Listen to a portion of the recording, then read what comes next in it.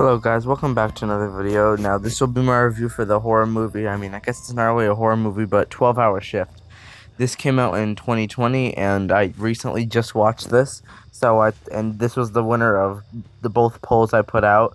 So this will be the next horror movie review I do. So let's get into it. For starters, this movie, it's not like it's a medical horror movie, but it's not like it's a horror comedy, I guess you can say. It's not like, what's it called? It's not like jump scary. It's more just like, I guess you could say medical gore. That's probably a good way to describe it. It also has a comedy element to it. So if you're a person who likes horror comedies, like, I guess, Scary Movie or anything of that genre, then this will be a good movie for you. And you can watch this on, wait a minute. I'm trying to think. I'll probably put in the description what you can watch this on. I'm pretty sure it's Hulu, but I'll check and put it in the description of the video so when you guys go, you can figure. Yeah, you can. The movie is on Hulu, and I'm pretty sure that's the only streaming service you can watch it on. Other than if you were to buy the film itself.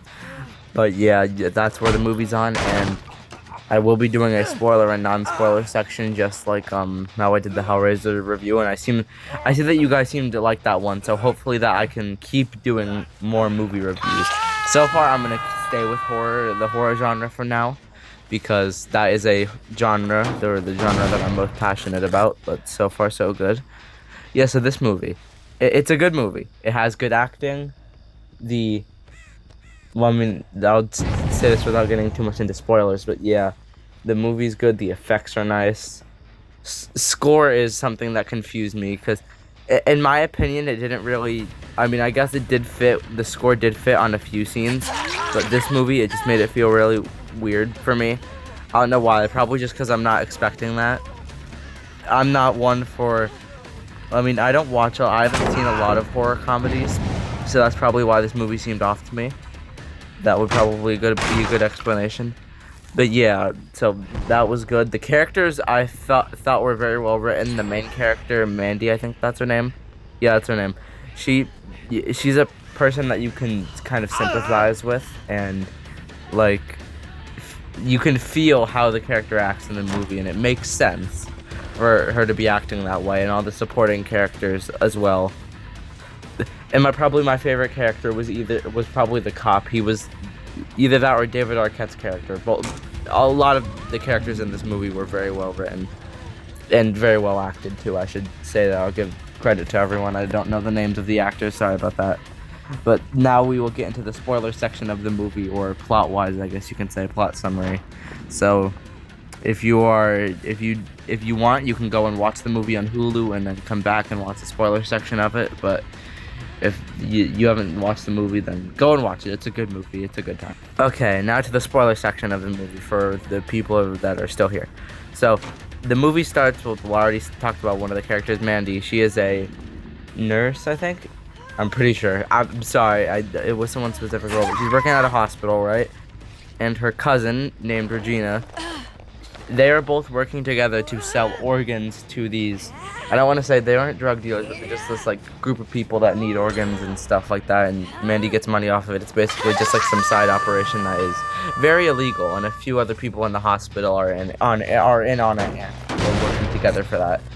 So the premise of this movie is that Regina gets, I think it was a kidney, or needs to get a kidney, and she leaves it in a thing. She leaves it by the loading dock where they would meet to exchange the organs for the money. And what happens is the whole plot of the movie is them trying to get a kidney, and I think they lose 2 kidneys in the process. They are recovered towards the end of the movie, but still.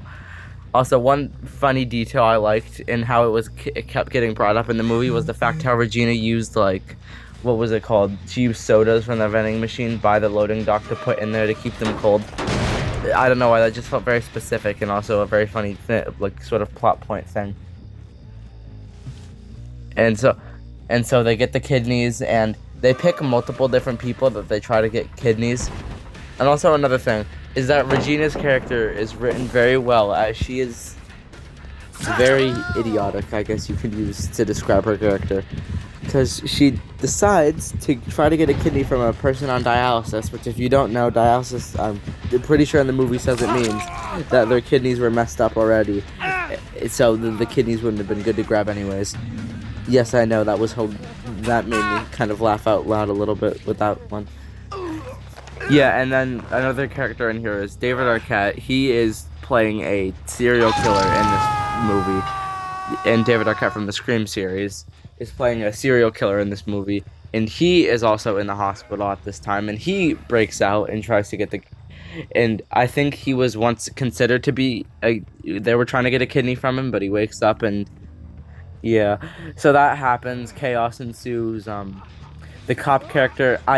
Now, in the movie, he doesn't physically die. Like, he gets shot in the shoulder. And he falls to the ground. He's, like, knocked out when they try to escape. And... Now, I'm not sure if he died or not, but because of an audio dialogue and towards the end of the movie, one of the nurses says the cop isn't looking too good. But he got shot in the shoulder and he didn't look dead, so I'm not really sure about that one. I would have to, like, check people who do kill counts on this stuff. Maybe I'll go watch a Dead Meat video. Shout out to Dead Meat. They do great videos. They also do comedic recaps of foreign movies. I mean, mine's not too comedic, but yeah, side tangent. But yeah, all that happens, and towards the end of the movie, most people are still alive. Mandy, Regina, they're still alive. Also, the group of people led by, I think the wrestler's name is Mick Foley. I think I'll have to check the credits again just to be sure. And if I make a mistake on that, I'll go and put that in the comment or the description of the video. But yeah. He's leading this group, and he sends one of his henchmen, Mikey, to go and get Regina if she doesn't bring him the kidney. And so what happens is Mikey goes there. He starts going after Mandy and Regina, and then is crushed by a soda machine. Yes, a soda machine. That was hilarious. So that happens, and then David Arquette's character escapes, and then at the ending of the movie is where Mandy just like goes back to her car and takes another nap. Hence the name 12-hour shift. Shows she like works 12 hours, sleeps for 12 hours, rinse, repeat. You know, this movie was good, and I might as well, now that I'm gonna try doing more movie reviews longer time now that I will start giving these ratings. So this one I will give a 9 out of 10.